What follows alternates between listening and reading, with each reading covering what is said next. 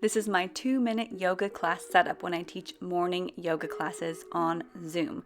So first thing I do is I get out of bed.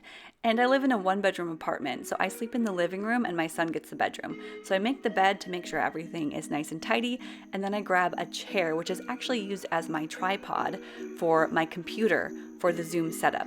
I also grab a block because I need a little bit of height because my computer should be about waist height to get the best view of my yoga class. So I grab my computer, my webcam, and my microphone, and I set it up.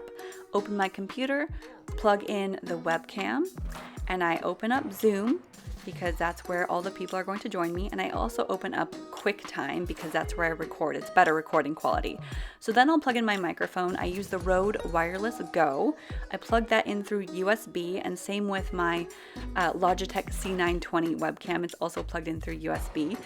Make sure everything's plugged in, good to go. And my microphone actually just clips on to my sports bra. And as long as the shirt's not on the microphone part, I have no trouble with it. I'll then lay out my yoga mat in the appropriate place so that it's seen from my camera on my computer, and then I turn a bunch of lights on. I've got one softbox light. I had two, but the bulb broke in the other, so I have the one. And then I also have a ring light that I'll pull over and put next to my computer and make it extra bright. So I turn the ring light on, I have a softbox light, and I turn all the lights on in my apartment. I'll then go over to my computer and make sure that the settings are set appropriately for both QuickTime and Zoom. I want to make sure that my USB audio device, my microphone is on, and my webcam is on, and both look good. So I give it a thumbs up and good to go. So I'm ready to hit record, and I'm ready to have all my people join me in my Zoom class.